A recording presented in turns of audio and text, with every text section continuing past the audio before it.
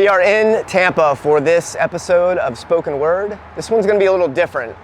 We're gonna bring my buddy Scott Bentley into the mix here and do an interview with him on the DIY scene in Tampa Bay and what he's contributed to it. I've known Scott since we were in high school. He's always been really conducive to the BMX scene, even though he's from the skate scene.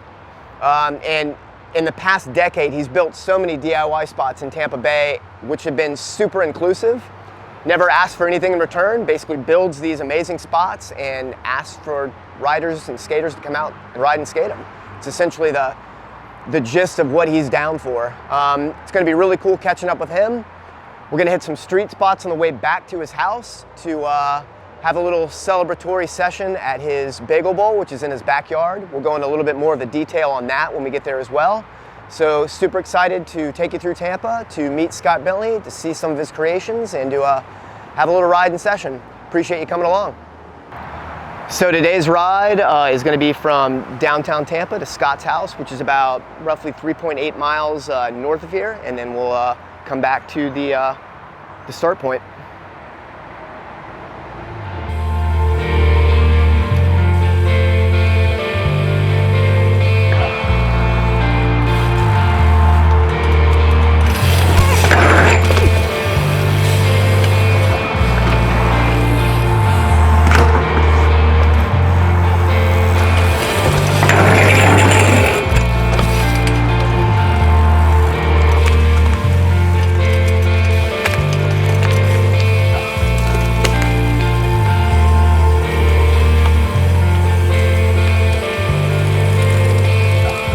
So we're at Willow Street. This is Scott's latest pour. He's gonna meet up with us for a quick session here, and then we're gonna head across town to meet up with him at his house to finish the session at the Bagel Bowl. So yeah, we'll grab a couple clips here really quick with him, and we'll head out.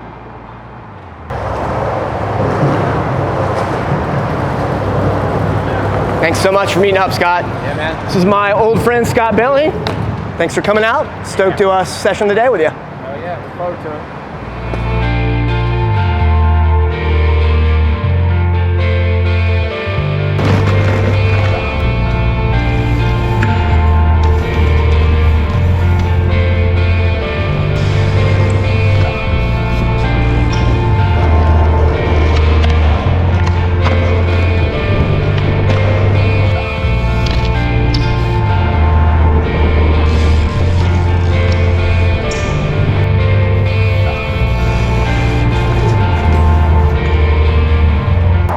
Just finished up with the session at the Willow Street DIY. It was awesome meeting up with Scott for a quick session before we head to his house.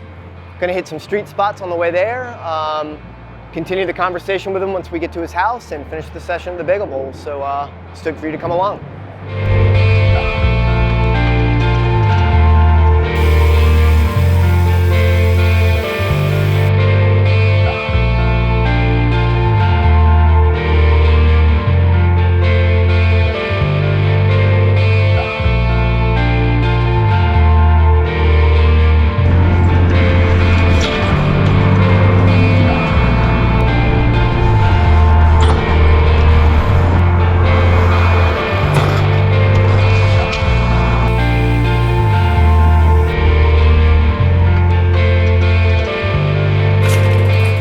So we just got to Scott Bentley's house at the Bagel Bowl. We're gonna have a session inside and basically have a conversation with Scott about his roots in Tampa and his DIY ethics and what he's done for the scene here. And yeah, we'll get things rolling. Come on in.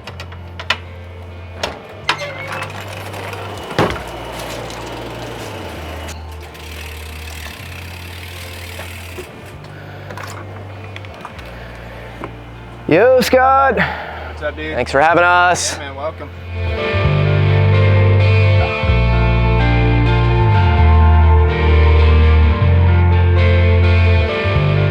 You and I met, we went to high school together, and the first, I would say, session that we had together was there were two DIY spots. It was the old warehouse, the new warehouse. You actually called them two completely different things, which is kind of funny. Yeah. But our experience together initially was at that old warehouse. And my question to you is, considering what you've done in Tampa Bay with all the DIY spots. Was that for you your kind of initiation into a DIY spot? The gen before us, Yep. which was like 2 years older than us, they started it, and then we stumbled across it, and then kind of started building on it, Okay. and we kind of kept it going from there. Wild. So with the DIY spots, moving forward now into where you're at now, with building, because one thing that I really appreciate that you do is that it's almost the idea of if you build it, they'll come. And Yeah. you have this idea of, I'm going to build this spot. I don't care who comes to ride it or skate it. I just want people to use this. And with that in mind, like, what is your motivation to make it happen? I'm not a big fan of skate parks, Okay. especially as I get older. Like, I just don't want to deal with it. And everything is perfect at a skate park. I mean, there's also a backstory to it too. Like, there's a culture in creating it too. Yeah. Like, you go there and you ride it or you skate it, but like, you have this backstory behind it too that plays into what you're doing there. And I think, again, it goes back to that idea of culture. And Yeah. I think there's culture within DIY. So, But yeah. it's more about community. That's what it's about. It's just bringing people together, and like, you can build together, you can ride together, and you can't go do that somewhere else without Sure. worrying about like who's cooler than who, or who's wearing what, or, you know, and it just there's so much division and like whatever. But you go to a DIY spot, like, none of that exists any longer. Yeah, fair enough. Like, nobody cares. Like, it brings it to the basics of like, be cool and don't be a kook. Yep. Other than that, you're welcome, you know? And so that's like a huge motivator for me, is like, just give a spot to people that anybody can go to. Yeah. And it just doesn't matter. Yeah. No one cares. And we thank you for that, because that's awesome. Yeah, hell yeah. Truly is. Probably BMX and skateboarding would be the two bigger ones that I can think of, to where is like the whole like motto of like, the world is your playground. Mm-hmm.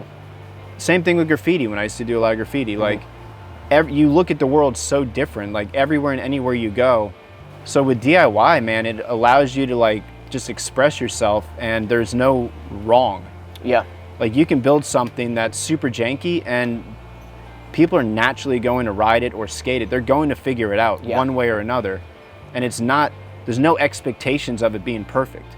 So like, it's literally whatever you want it to be at that point. And that's what I love about DIY. I mean, there's an art to it too. Like, you're presenting 100%. You're presenting this art piece, and you're like, please interpret this. Yeah, and have fun with it, and what can you do with it? There's things that I'll build that I know damn good and well I'm not going to skate, or if I do, it's going to be really bad.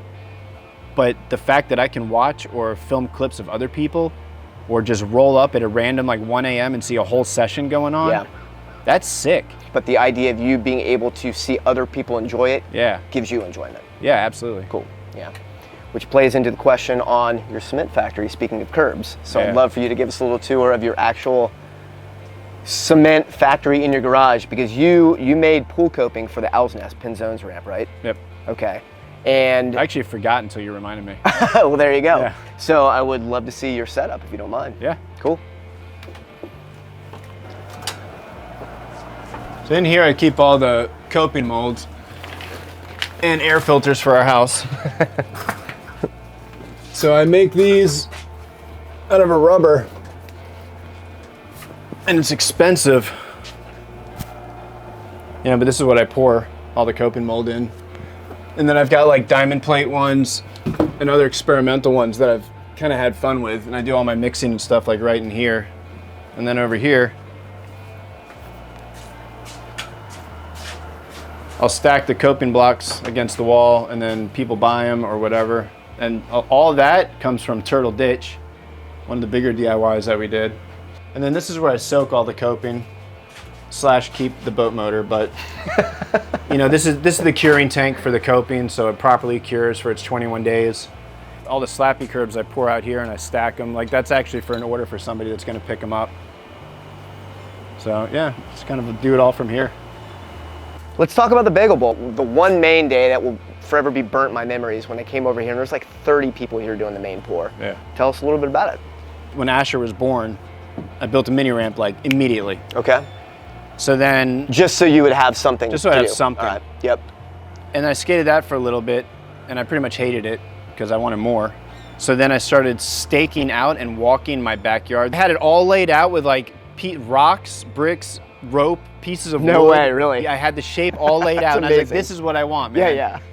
And so then we just started digging, and I mean, every day we hand dug this whole thing out. We had an excavator in here for a little bit, but the excavator bucket, it was a small excavator, it's this big. Yeah. I mean, you may as well just shovel. Yeah. How long did it take total? It was like 3 months. I did like 80% of the rebar like by myself. And I got made fun of because I put it really close together, like every 6 inches.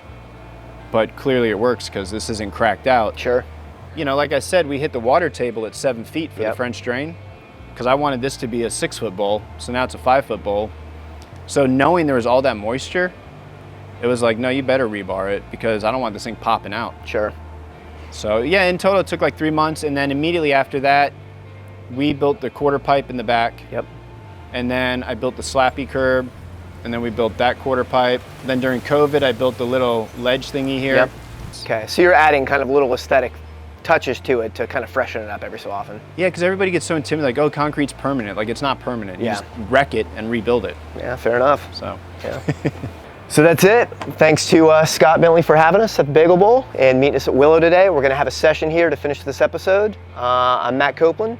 This is Spoken Word presented by Radshare and Profile Racing. We'll hope to see you next time. Appreciate it. Hell yeah, let's rip. One of the things that I think is super special about the BMX community and the skateboard relationship that we have here in Tampa is that things like Turtle Ditch never could have been built if it hadn't been for the funding by the BMX community. The BMX community has always 100% supported every single project we've ever done, and they're never afraid to throw down some cash. So thank you guys, I super appreciate it.